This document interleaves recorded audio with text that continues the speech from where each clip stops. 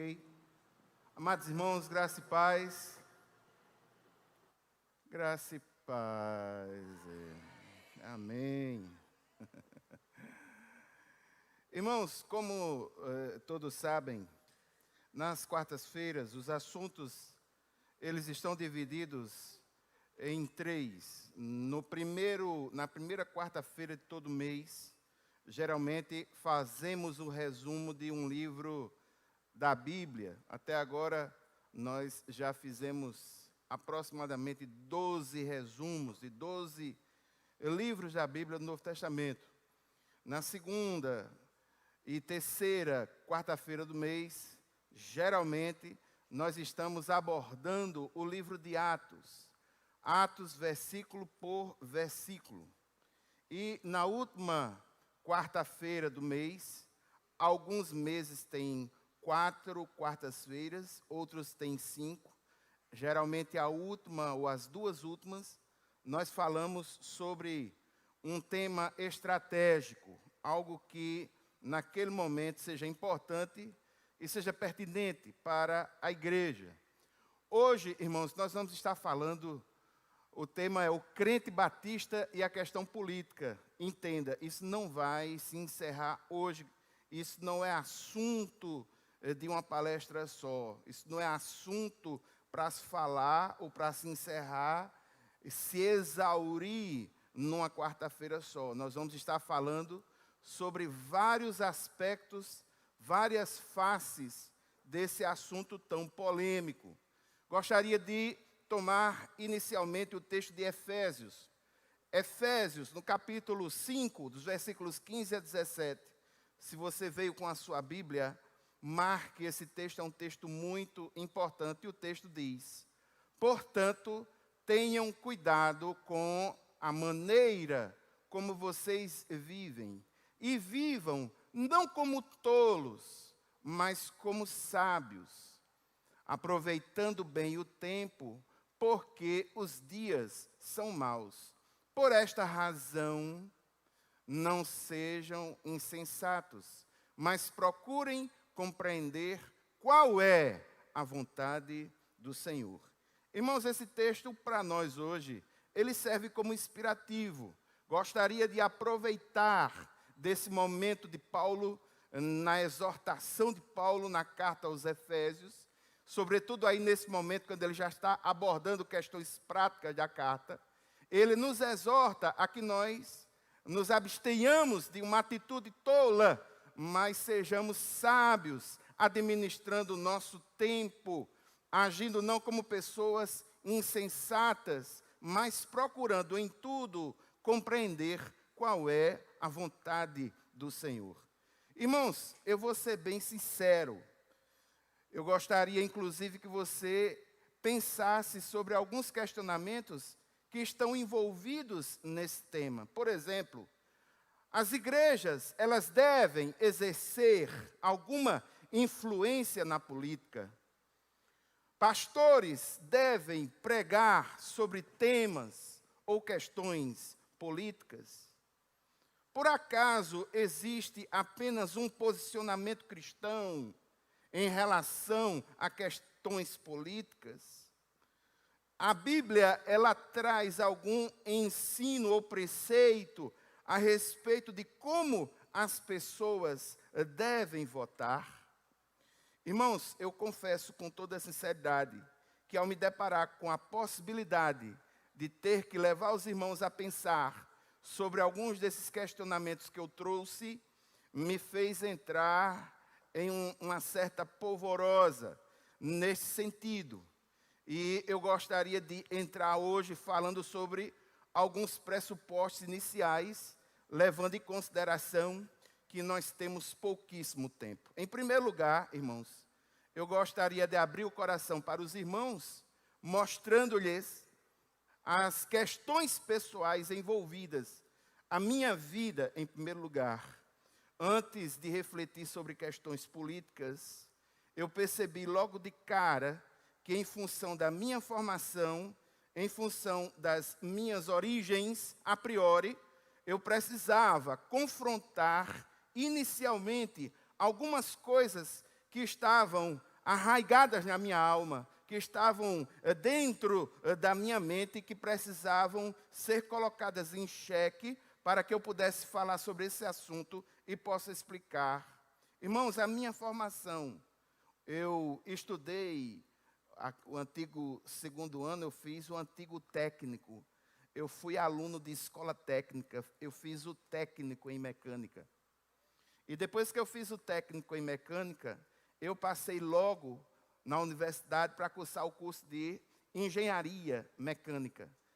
E não fui, digamos assim, nesse métier, nesse ambiente, assuntos sobre ciências sociais, sobre humanidades, não são dados de forma ampla em cursos técnicos. E nos cursos de engenharia, geralmente as disciplinas que envolvem ciências sociais, elas não são as disciplinas principais.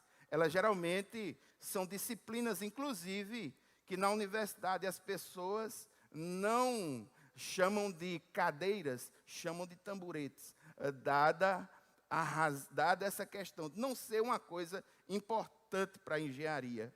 Mas já lá em engenharia, a primeira aula de sociologia que eu tive, a professora, ao saber que sou cristão, lembro-me como se fosse hoje, ela olhou para mim, dedo em riste, e disse: você é daquele grupo que adora um Deus cósmico sanguinário, que precisa do sangue do seu filho para perdoar os pecados das pessoas. Esse foi o meu primeiro encontro com as ciências sociais. Então, irmãos, a partir dali, inclusive, não perpetuei no curso de engenharia mecânica, fiz um outro curso, parti para questões sociais, eu fiz teologia e outros cursos que têm a questão social, mas eu pude perceber, irmãos, que ainda havia a questão da minha formação. E pude perceber que na minha formação eu também tinha algumas coisas arraigadas dentro de mim, que me impediam de verificar esse assunto com a clareza que ele necessita. E o que era? Irmãos, na minha formação, eu sou de uma pacata família de comerciantes na cidade de Santa Rita. E meu pai, e aprendi com meu pai, e todos aqueles que vivem do comércio sabem que quem é comerciante não pode ter opção política declarada, porque comerciante vende para todo mundo. E em cidade pequena, se você vende para um grupo, sabe que não vai vender a outro. Então, irmãos, eu fui acostumado desde a minha infância, nessa ótica, num modelo de aprendizagem indireta, que nós podemos assim dizer, formado neste sentido de desprezar as questões políticas. Eu não podia me ater, sobretudo, a nenhum pensamento, porque meu pai era comerciante. E não obstante meu pai ser comerciante, se não me falha a memória ainda, eu era muito pequeno, mas lembro-me que ele levou ele foi, digamos assim, ele foi roubado pela prefeitura. O camarada levou uma nota de empenho dizendo que precisava de uns pratos, umas coisas e tal, e papai vendeu os pratos para a prefeitura, e nunca mais a gente viu nem os pratos, nem o dinheiro. Aí, irmãos, da formação da minha família, o que eu interiorizei dentro de mim é que a classe política e o político como um todo, ele não tinha valor. Para mim, tudo que era político era ladrão. E eu cresci com essa ideia muito forte dentro do meu coração. É possível, inclusive, que alguns de vocês possam até se identificar com isso que eu estou falando, ou até mesmo se identificar comigo.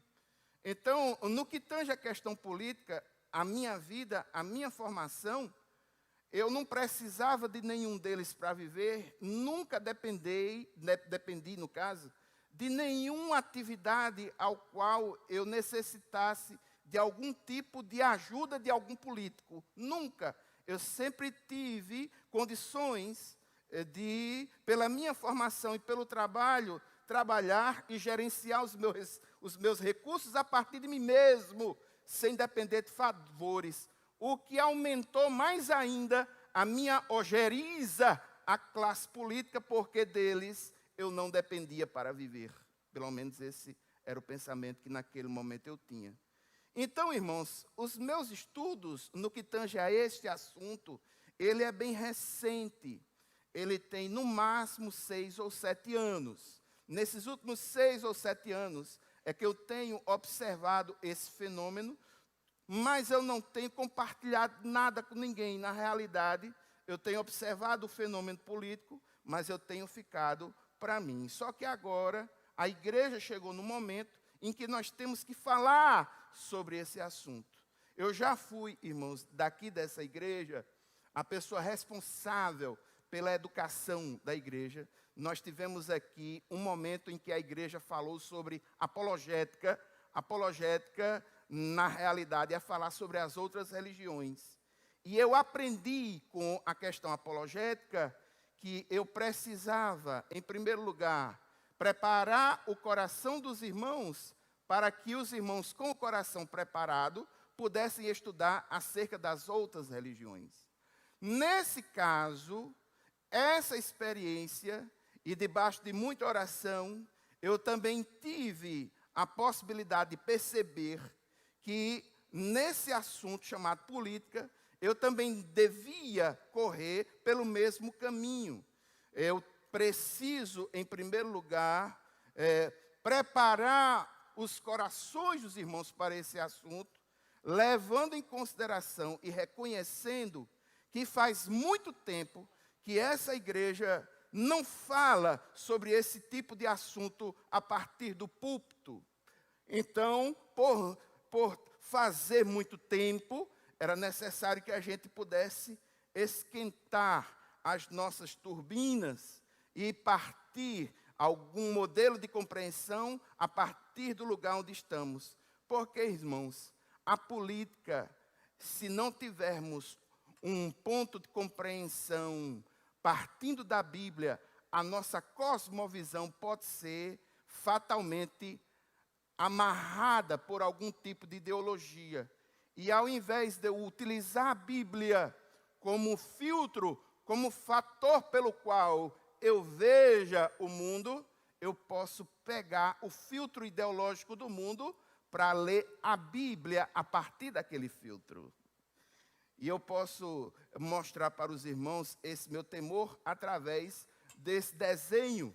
Esse desenho é de um teólogo muito simples, Dr. Dennis Mock, um teólogo de Atlanta, nos Estados Unidos, uma pessoa que eu gosto muito. Ele desenvolveu um material aqui para o Brasil e ele mostra uma cosmovisão errada. Perceba que o mundo está entre a pessoa e a Bíblia. Enxergar a Bíblia através do filtro interpretativo do homem, da história, da ciência, etc., determinando o que cremos acerca da Bíblia com base no raciocínio humano, na sabedoria, na experiência e na observação humana. Isso faz com que a Bíblia se encaixe na cosmovisão da pessoa. O que o homem pensa é, em tese, o que está certo. Só que essa cosmovisão, ela é errada. E nós temos o risco de pegar a ideologia e colocar entre nós e a palavra. E enxergarmos a questão da palavra através de uma perspectiva ideológica.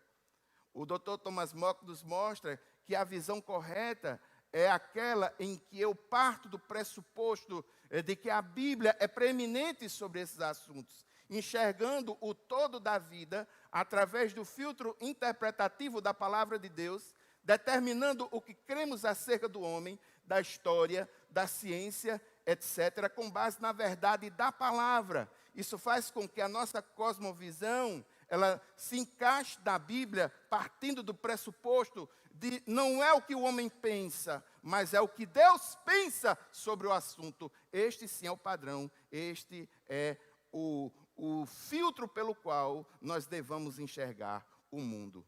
E no que tange à questão política era um forte filtro que poderia fazer com que a nossa cosmovisão se submetesse, a pessoa submetesse a ler a Bíblia a partir do seu pressuposto ideológico. Não, irmãos, nós precisamos ler os pressupostos ideológicos, nós precisamos ler os pressupostos sociais, nós precisamos ler a história no nosso entorno a partir da Bíblia. Agora se prepare, o palco dá em Chico, também vai em Francisco, e você vai ter muitas surpresas, como eu realmente tive a partir do momento que eu comecei a analisar assim.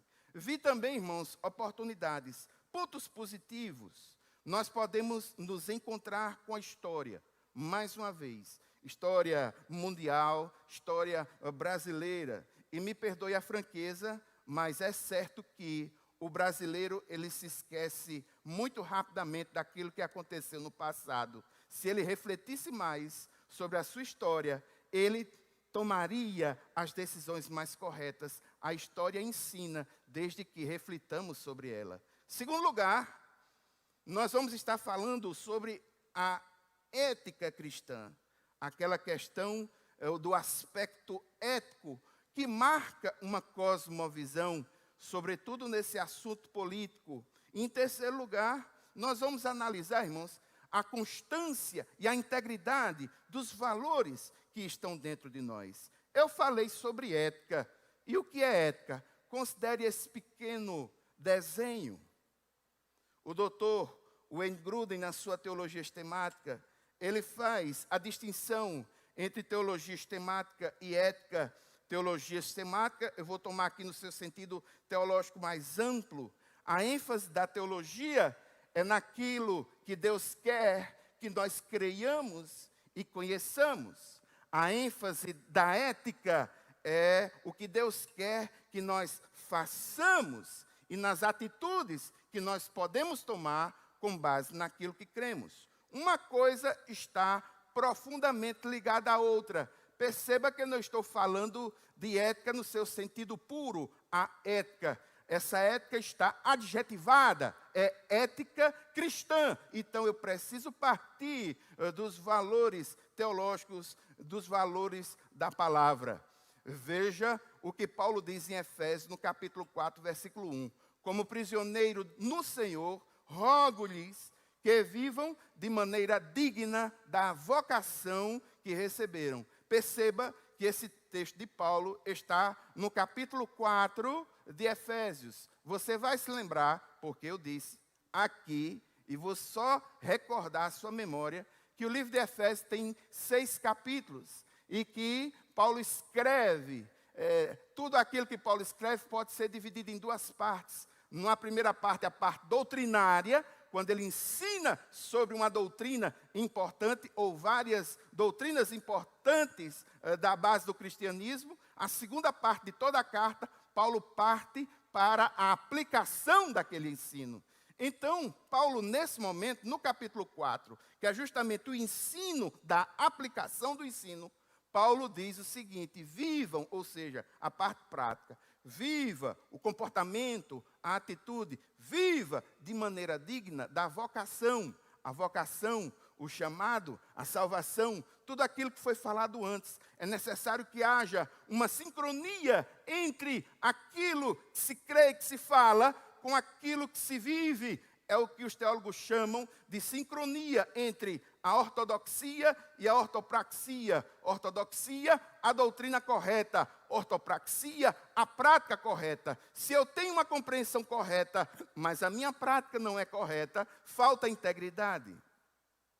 Falta integridade. E é isso que hoje nós podemos analisar de forma simples. A teologia nos ajuda a pensar. A ética nos diz como devemos viver. Essas duas coisas, elas se sobrepõem, como você vê. A teologia deve ser aplicada à vida. Por isso, de certa forma, a teologia é ética. E a ética precisa ser baseada em ideias adequadas. De um certo ponto, a ética também é teológica. Em muitos momentos, nós vamos ter que falar e distinguir e até mesmo pensar sobre atitudes práticas, ações práticas, mas precisamos fazer isso de forma humilde, no nosso coração. Eu gostaria, irmãos, que vocês considerassem o texto de Tiago. Tiago, no capítulo 3, dos versículos 13 até 18. O texto diz assim: quem é sábio e tem entendimento entre vocês, que o demonstre por seu bom procedimento, mediante obras praticadas com a humildade que provém da sabedoria. Contudo, se vocês abrigam no coração inveja amarga e ambição egoísta, não se gloriem nisso, nem neguem a verdade. Esse tipo de sabedoria não vem dos céus, mas é terrena. Não é espiritual, mas é demoníaca. Pois onde há inveja e ambição egoísta, aí há confusão e toda espécie de males. Mas existe uma sabedoria que vem do alto, como ela é. A sabedoria que vem do alto, ela é, antes de tudo, pura, depois pacífica, amável, compreensiva, cheia de misericórdia e de bons frutos, imparcial e sincera, fruto da justiça. O fruto da justiça semeia-se em paz para com os pacificadores. Esse texto fala sobre sabedoria e ele confronta dois tipos de sabedoria. Uma sabedoria terrena em confronto com uma sabedoria divina. E ela marca as características da sabedoria divina, e essa piedade é o que eu peço a que nos inspire, a que nós possamos analisar as questões políticas. Para estudar sobre isso, irmãos, nós precisamos ter uma atitude de oração, nós precisamos ter um espírito humilde, porque em determinados momentos a palavra pode lhe confrontar em algum aspecto da sua cosmovisão que pode estar equivocado, e nós precisamos ter a humildade e a decência de compreender que o que a palavra diz e o que ela ensina deve ser preeminente sobre alguma ideologia humana em função da sua origem. E, por último, irmãos, a questão do raciocínio, do bom senso, graça e palavra, equilíbrio, raciocínio, bom senso, essas coisas precisam ser colocadas na prática quando nós estudamos sobre política. Primeiro ponto, você percebeu que eu coloquei bem delineado o título? Pastor, por que é que você faz questão de, no seu título, colocar o crente batista? Você não poderia ter colocado o crente? Você não poderia ter colocado o cristão? E aí, irmãos, foi uma das coisas que logo de cara eu me deparei. Nós estamos inseridos numa tradição. E quer queira, quer não, essa tradição também ajuda a formatar as nossas convicções. Muito embora o assunto política não seja um assunto principal da igreja, ele é um assunto secundário. Eu não estou dizendo que ele é importante. Não seja importante, aliás. Eu estou dizendo que ele é secundário. Naquilo que a igreja ensina, é um assunto tido como assunto de segunda monta. As várias tradições protestantes, inclusive, sobre esse mesmo assunto chamado política, elas podem ter visões diferenciadas. E eu vou mostrar isso para vocês hoje. Irmãos, o que é uma tradição? Uma tradição é um conjunto de crenças ou práticas passadas adiante de uma geração para outra. A denominação batista, irmãos, não nasceu hoje. A denominação batista, ela é muito antiga. Eu não sei a precisão em termos de tempo, porque eu tenho, às vezes, dificuldades em gravar o século XV, XVI e fazer os cálculos. Mas eu tenho para mim que mais de 200 anos. Não é uma coisa que foi consolidada agora. não é uma denominação nova. Nós temos uma bagagem de informações e de experiências que compõem a nossa formação. Paulo, inclusive, ele fala sobre a questão da tradição na Bíblia. Na Bíblia, no Novo Testamento, a palavra tradição geralmente está ligada a alguma coisa negativa, porque quem muito falou dela foi Jesus. Jesus utiliza a palavra tradição, mas usa no sentido negativo para confrontar a tradição dos religiosos de sua época, que era um ensino que era um ensino que faltava integridade, era um ensino hipócrita a partir deles mesmos. Então Jesus confrontava essa tradição da religiosidade do seu povo. Então a maior parte dos textos do Novo Testamento, a palavra tradição, sobretudo na boca de Jesus, ela tem um sentido negativo. Ela só tem um sentido positivo na boca de Paulo, em 2 Tessalonicenses, no capítulo 3, no versículo 6, quando diz o seguinte: irmãos, em nome do nosso Senhor Jesus Cristo, nós ordenamos que se afastem de todo irmão que vive ociosamente e não conforme a tradição que vocês receberam de nós. Paulo utiliza a tradição nesse sentido, daquele ensino que foi acumulado, que ele recebeu e que ele está repassando.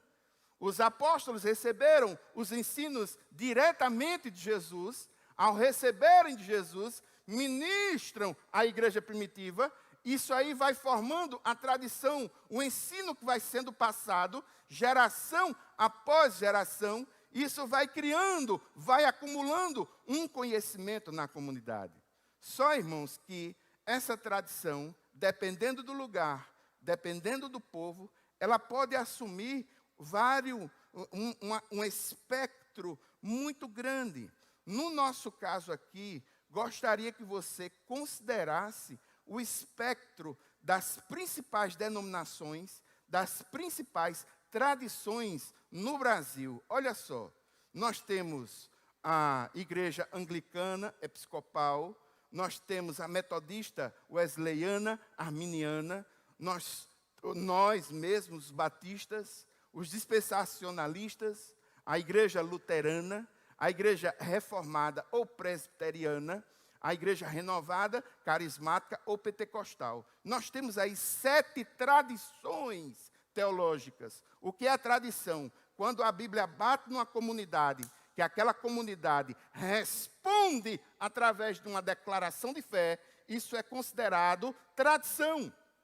E aqui, logo de cara, você vai perceber que, muito embora tenhamos muito em comum com a fé reformada, o crente batista é o crente batista, o presbiteriano reformado é outro. São 2 teologias distintas.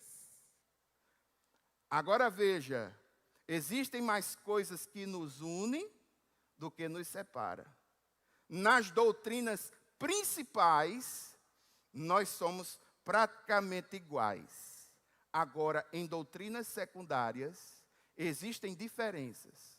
Vou dar um exemplo bem simples. Vamos tomar, por exemplo, eclesiologia, a administração da igreja. Os nossos irmãos anglicanos têm uma administração episcopal, bispos setoriais, e aí vai. Nossos irmãos presbiterianos, a sua organização se dá através do presbitério, organização em sínodos. Nós, batistas, somos congregacionais. A igreja, em linhas gerais, tem uma forte autonomia. Perceba, do ponto de vista da eclesiologia, de acordo com a tradição de cada uma, nós temos 3 modelos diferentes. Qual é o certo, qual é o errado? Aí é doutrina secundária. Não é certo nem errado. Admite-se que essas diferenças fazem com que nós possamos conviver. É uma coisa secundária. É o que tange a prática administrativa. E, nesse sentido, a doutrina cristã não foi tão a fundo. Pode ser uma, pode ser outra, não vai afetar em nada. Agora, todos nós, as crenças principais sobre Deus, sobre a palavra, sobre Jesus, sobre o Espírito Santo, sobre a salvação, sobre o pecado, sobre a justificação em Deus através de Cristo Jesus, sobre o inferno, sobre justiça e juízo, todos nós somos iguais. Nós temos mais coisas que unem do que nos segrega, nos separa.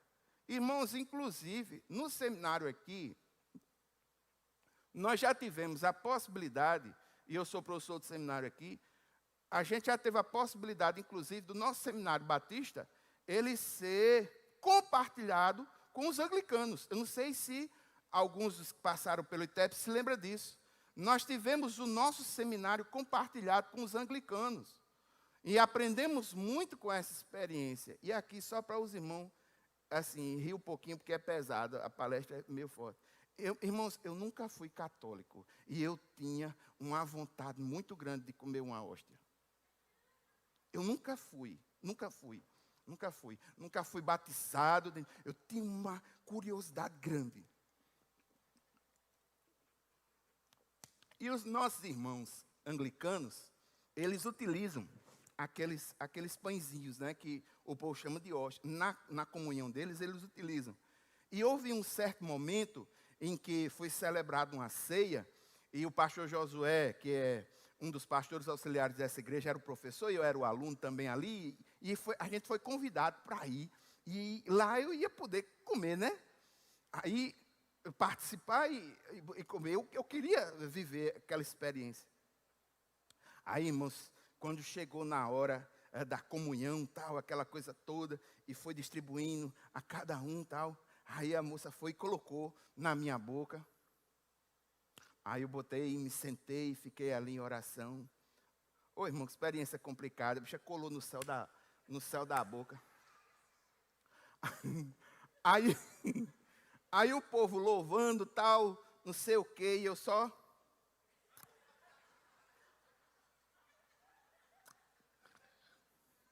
querendo ver se saía, pedi água e botei aí... para ver... Mas foi uma experiência muito interessante, que eu vivi com essa comunidade, são irmãos. Hoje em dia, dos grandes teólogos do mundo, que hoje sofremos influência, muitos deles são anglicanos. Nós temos, irmãos, aqui os nossos irmãos renovados, carismáticos, pentecostais, da Assembleia de Deus, uma denominação que cresceu com o joelho no chão. A gente não pode negar. As denominações, as tradições, elas têm contextos diferentes. Elas nasceram de formas diferentes. E algumas doutrinas secundárias, elas vão ter diferenças. E essas diferenças, elas são importantes quando nós analisamos o tema chamado política. Quando nós analisamos o tema chamado política. Todas essas denominações, elas são inerrantes, elas são ortodoxas, demonstram uma posição conservadora na teologia, não são adeptos da teologia liberal, muito embora existam ramificações em todas elas que puxam para o lado, às vezes, da teologia liberal, mas aqui no Brasil, a grande maioria delas tem se mantido ortodoxa, inerrante, e tem mantido o padrão histórico-gramatical de interpretação da palavra. Bem, aí vem o porquê, e você vê como a tradição, o pensar de um povo, influencia. Nós temos a nossa tradição, nós temos os nossos princípios, nós temos os nossos valores. Vamos analisar uma situação que ocorreu no mês passado. No mês passado, no dia 22, a maior convenção de uma dessas grandes igrejas brasileiras, a maior convenção dessa igreja, declarou apoio a um candidato na sua reeleição. O presidente dessa convenção foi lá, reuniu todo mundo e disse: candidato, o homem é esse, vamos votar nele. Aí aqui, irmãos, eu gostaria de dizer, inclusive, que é possível até que alguém tenha achado interessante. Olha, pastor, que legal, ó, porque aí já unifica tudo, já resolve tudo, já está tudo em ordem, não sei o quê. Me perdoe, mas me lembrou muito no princípio da República aqui no Brasil, da antiga República de Café com Leite, professor. aonde surgiram ali os currais eleitorais e os coronéis que demandavam nos currais eleitorais. Me deu essa impressão. Aí eu pergunto, nós como batistas, irmãos, nada contra essa expressão denominacional, nada contra essa tradição. Muito pelo contrário, é uma tradição séria, de homens sérios. É uma igreja séria, de homens sérios. Uma igreja que cresceu de joelho no chão. Uma igreja séria. Mas aconteceu isso. O crente batista, ele faria isso? Muito provavelmente não. Não por quê? Por causa dos nossos princípios. Irmãos, nós temos 6 princípios. E se você não conhece, conheça. Os princípios são a aceitação das Escrituras Sagradas como única regra de fé e conduta, o conceito de igreja como sendo uma comunidade local, democrática e autônoma, formada de pessoas regeneradas e biblicamente batizadas. Aí vem o terceiro e o quarto princípios que nos afetam nesse assunto. O terceiro princípio é a separação entre igreja e Estado. A igreja tem a sua função, tem os seus papéis. O Estado tem a sua função, tem os seus papéis. Quarto, a luta pela absoluta liberdade de consciência.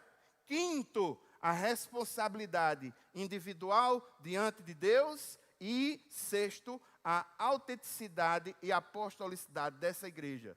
Das igrejas, no caso, né?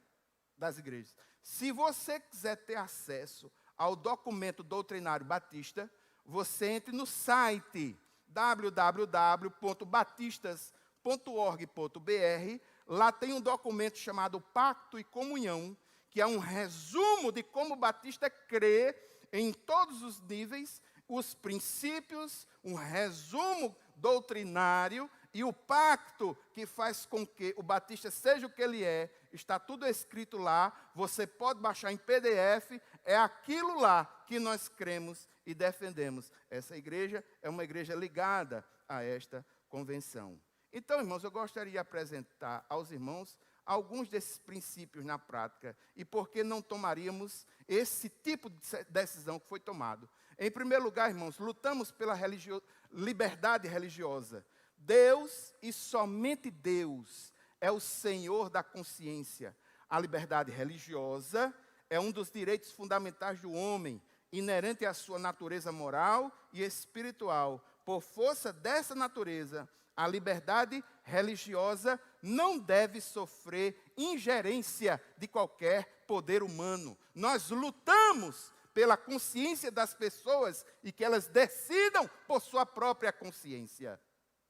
E isso é uma coisa que faz parte do nosso ser, da nossa história, dos nossos princípios por quanto batistas. Cada pessoa tem o direito de cultuar a Deus segundo os ditames de sua consciência, livre de coações de qualquer espécie. A igreja e o Estado devem estar separados por serem diferentes. Aonde? Diferentes na sua natureza, diferentes nos seus objetivos, diferentes nas suas funções. O dever do Estado é garantir o pleno gozo e exercício da liberdade religiosa, sem favorecimento a qualquer grupo ou credo.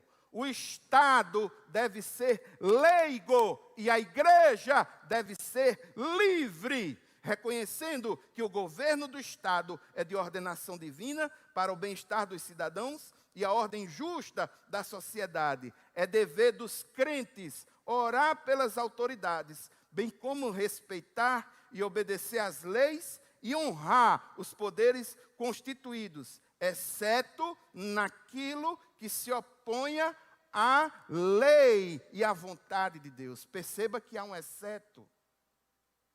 Há um exceto. Nós estamos submissos à questão da lei, do Estado e tudo mais, mas existe uma exceção. Nós vamos clarear isso mais para frente.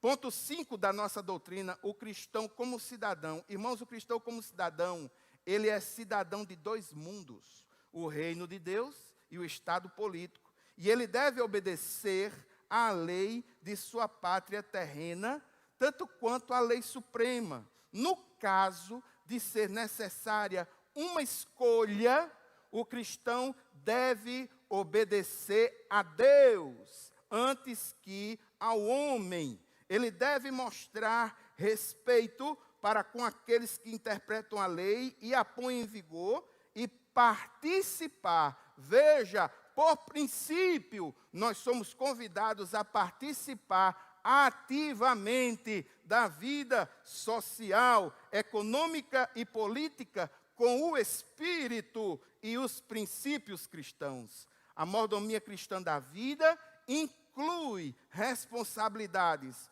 como o voto, o pagamento dos impostos e o apoio à legislação que seja digna. Entenda-se como digna aquela legislação que não confronta a palavra, nem a Deus, nem os seus princípios. Irmãos, o cristão deve orar pelas autoridades e incentivar outros cristãos a aceitarem a responsabilidade cívica como um serviço de Deus, um serviço a Deus e à humanidade. O cristão é cidadão em dois mundos, o reino de Deus e o Estado, e deve ser obediente à lei do seu país, tanto quanto à lei suprema de Deus, exceto quando a lei do país confronta a lei de Deus e a sua supremacia. Relações para com o Estado, tanto a igreja como o Estado são ordenados por Deus e responsáveis perante Ele. Cada um é distinto, cada um tem um propósito, nenhum deve transgredir os direitos do outro, devem permanecer separados, mas igualmente manter a devida relação entre si e para com Deus. Cabe ao Estado o exercício da autoridade civil, a manutenção da ordem e a promoção do bem-estar público. E a igreja, irmãos, é uma comunhão voluntária. Nós estamos unidos sob o domínio de Cristo para o culto e para o serviço em seu nome. O Estado não pode ignorar a soberania de Deus, nem rejeitar suas leis como a base da ordem moral e da justiça social. E os cristãos, em contrapartida, eles devem aceitar as suas responsabilidades de sustentar o Estado e obedecer ao poder civil de acordo com os princípios cristãos. O Estado deve à igreja a proteção da lei e a liberdade plena no exercício do seu ministério espiritual. E a igreja deve ao Estado o reforço moral e espiritual para a lei e a ordem, bem como a proclamação clara das verdades que fundamentam a justiça e a paz. A igreja tem a responsabilidade tanto de orar pelo Estado, quanto de declarar juízo divino em relação ao governo. Então, meu irmão, é nesse ponto que eu digo que o palco dá em Chico, também dá em Francisco. É por isso que em uma dessas palestras aqui na igreja, eu disse que não era de esquerda nem de direita, mas do alto. Porque a partir do momento que a igreja abraça uma causa como essa, se torna refém da ideologia, ela perde o poder profético de dizer aonde está errado. Vocês estão entendendo? A igreja perde o poder profético de dizer aonde está errado. E esses homens que nós elegemos são homens que erram. E se a igreja abraça uma pessoa, se relaciona com essa pessoa de forma pessoal, irmãos, me perdoe a franqueza, mas muitos desses relacionamentos, pelo menos no Brasil, não são gratuitos. Se a igreja abraça uma causa político-partidária ou ideológica, ela perde a autoridade de, inclusive, dizer: aqui está certo, acertou, está bem, aqui está errado, errou. Ela perde a autoridade de fazer isso. É por isso que nós precisamos modificar a cosmovisão. Não é a ideologia o filtro. O filtro dessa cosmovisão é a palavra.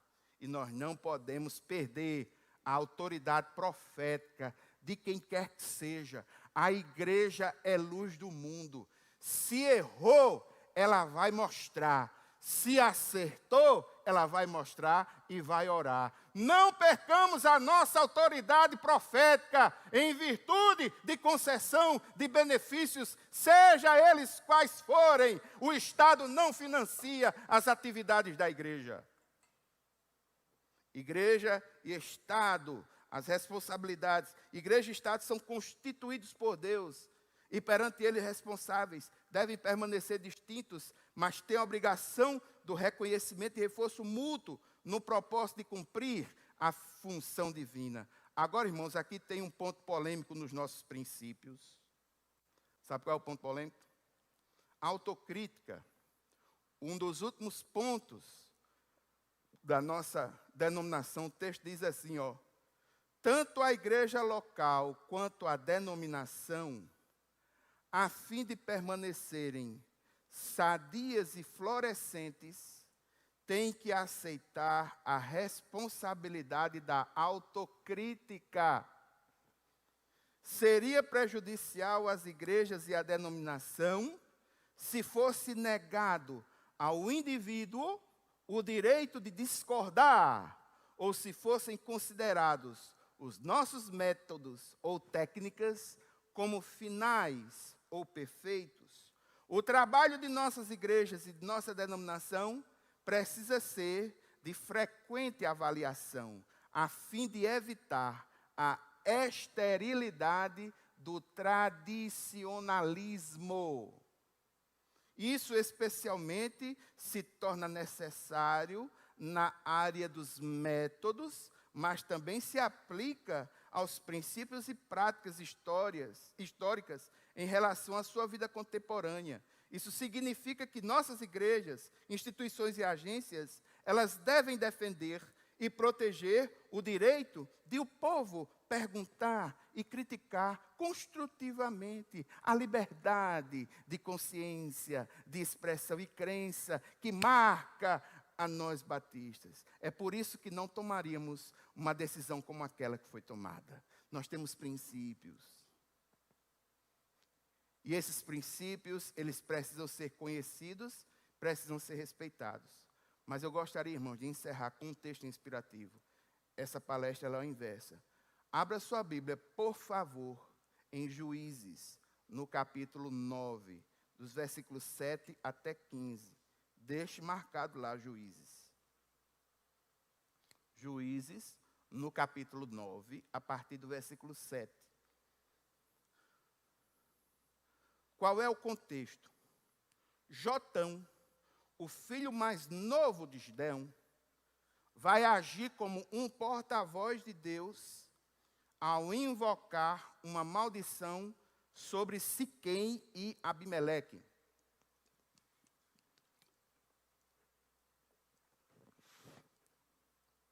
Por sua violação à lealdade e à aliança. Olha o que diz o texto. Preste atenção. Esse texto mexeu muito comigo nas minhas reflexões sobre esse tema. O texto diz assim: quando Jotão soube disso, subiu ao topo do monte Gerizim e gritou para eles: ouçam-me, cidadãos de Siquém, para que Deus os ouça. Certo dia, as árvores saíram para ungir um rei para si. Disseram à oliveira: seja o nosso rei. A oliveira, porém, respondeu: deveria eu renunciar ao meu azeite, com o qual se prestaria honra aos deuses e aos homens, para dominar sobre as árvores? Então as árvores disseram à figueira: venha ser o nosso rei. Aí a figueira, porém, respondeu: deveria eu renunciar ao meu fruto saboroso e doce, para dominar sobre as árvores? Depois as árvores disseram à videira: venha ser o nosso rei. A videira, porém, respondeu: Deveria eu renunciar ao meu vinho, que alegra os deuses e os homens, para ter domínio sobre as árvores? Finalmente, todas as árvores disseram ao espinheiro: Espinheiro, venha ser o nosso rei. O espinheiro disse às árvores: se querem realmente ungir-me sobre vocês, venham abrigar-se à minha sombra. Do contrário, sairá fogo do espinheiro e consumirá até os cedros do Líbano. Você entendeu essa ilustração? Procura as árvores nessa ilustração, nessa parábola de Jotão, estão procurando alguém para assumir responsabilidades governamentais. Procurou 3 árvores produtivas. Aquelas árvores produtivas disseram: não, eu não vou participar, eu não quero, eu tenho meu vinho, eu tenho isso, eu tenho aquilo. Aí foram para o espinheiro.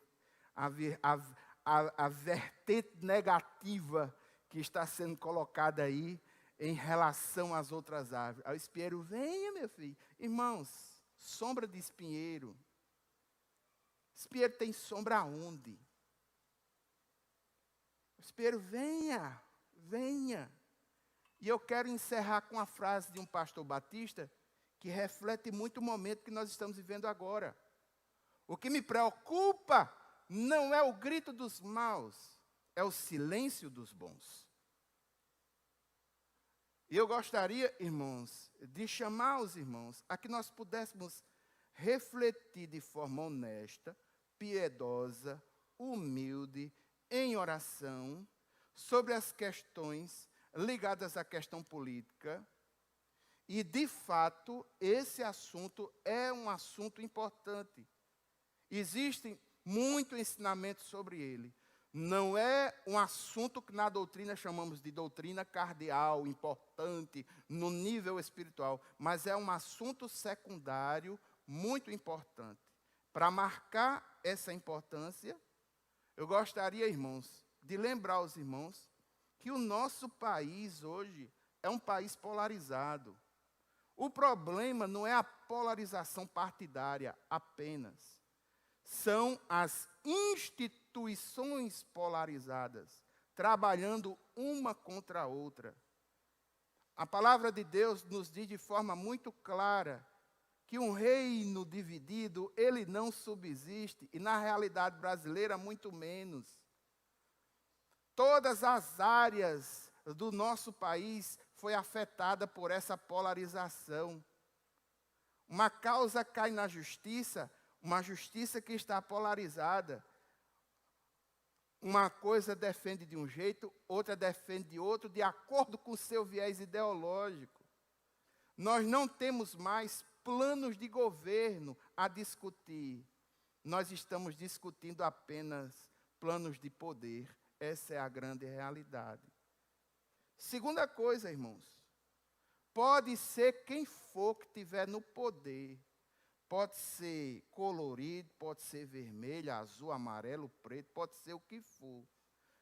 Pelo menos desde que acharam o Brasil, de 1500 para cá, aqui no Brasil, teve uma coisa que não mudaram ainda. O pobre continua sendo pobre e o rico continua sendo rico.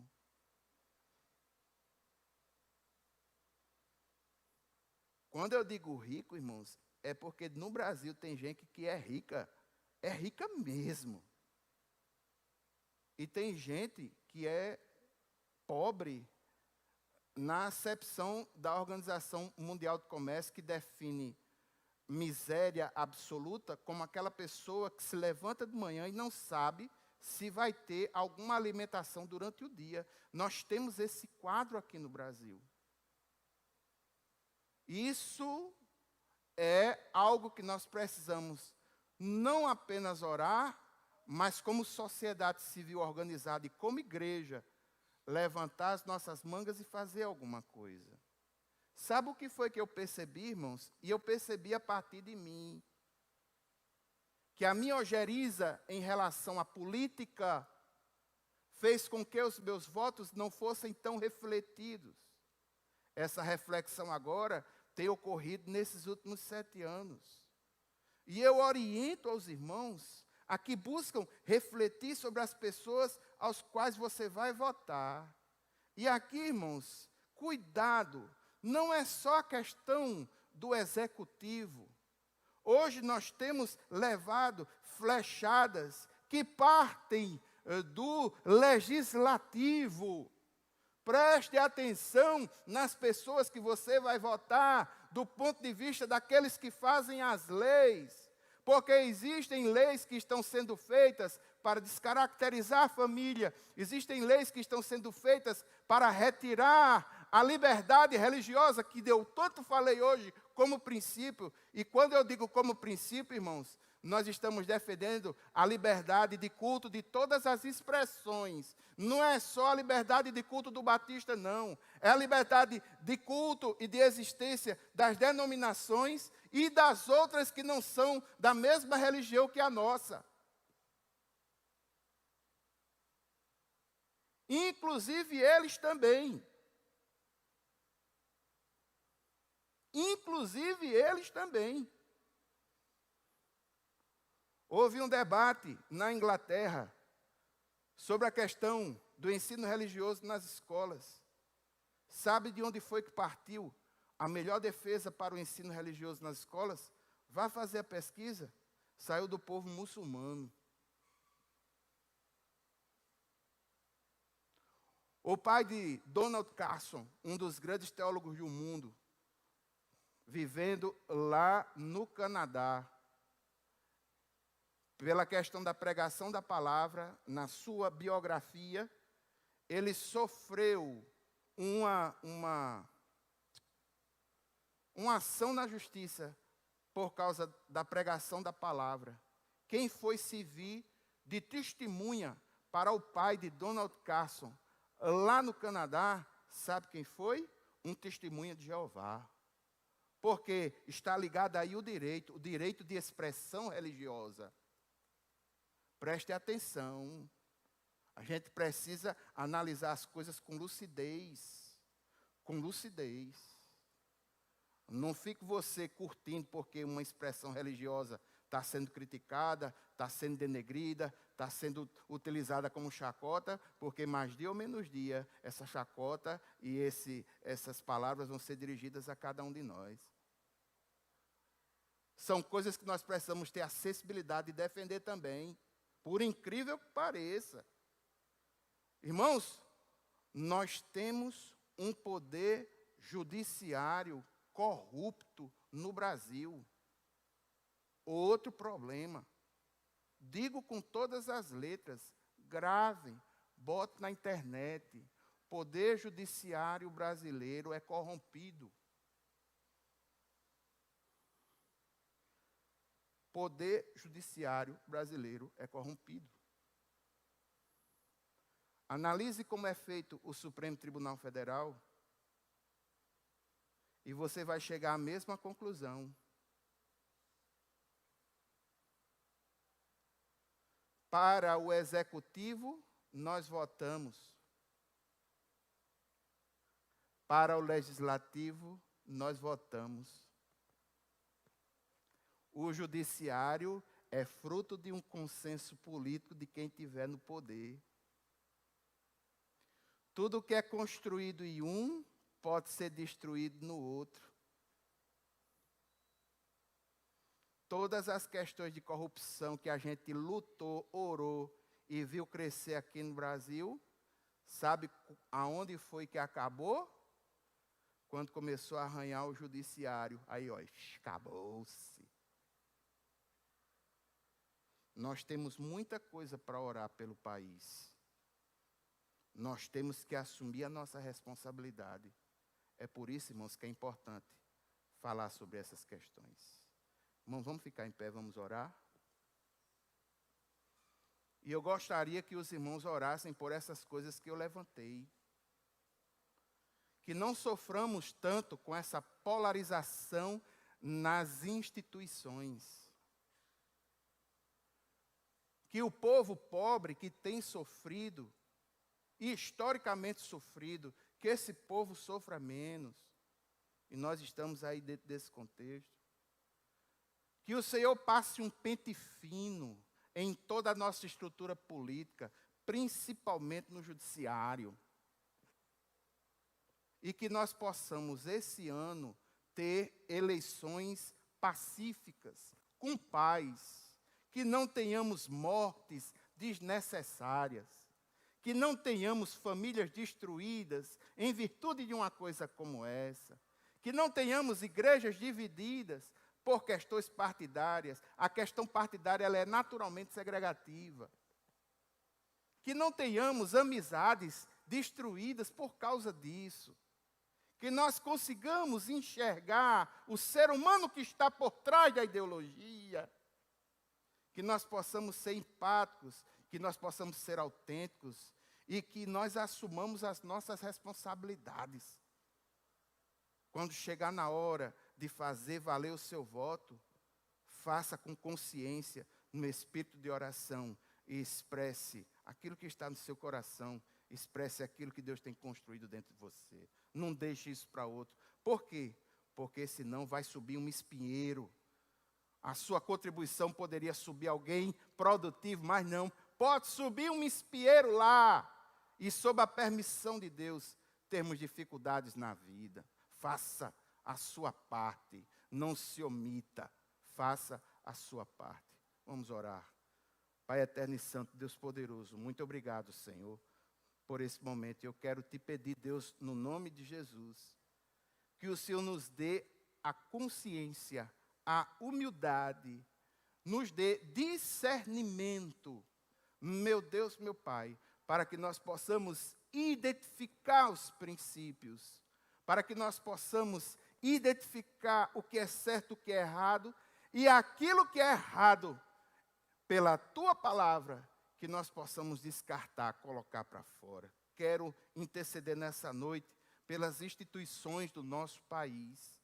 Meu Deus, meu Pai, em nome de Jesus, quero te pedir, meu Pai, que essa polarização não atrase tanto o nosso país no seu desenvolvimento. Quero te pedir, Senhor, nessa noite, pelos pobres que têm sofrido historicamente nesse país, por aqueles que se levantam e não têm o que comer. Nós intercedemos por eles, nós clamamos por eles. Meu Deus, meu Pai, eu te peço, meu Deus, que o Senhor passe um pente fino na nossa nação. Nós temos orado por isso. E aonde quer que esse pente fino passe, que todo o mal caia por terra no nome de Jesus. Senhor, nós queremos, como igreja do Senhor, orar por um pleito que seja pacífico, que não tenha violência, que não tenha morte, que ninguém perca a sua vida gratuitamente, que ninguém perca a sua família gratuitamente, ou destrua a sua família por um assunto que não merece esse crédito todo. Meu Deus, meu Pai, que haja paz no nosso Brasil. É assim que nós oramos. Como igreja do Senhor, oramos no nome de Jesus. A igreja diz amém. A graça do Senhor Jesus Cristo, o amor de Deus, a comunhão e as consolações do Espírito Santo seja sobre cada um de nós.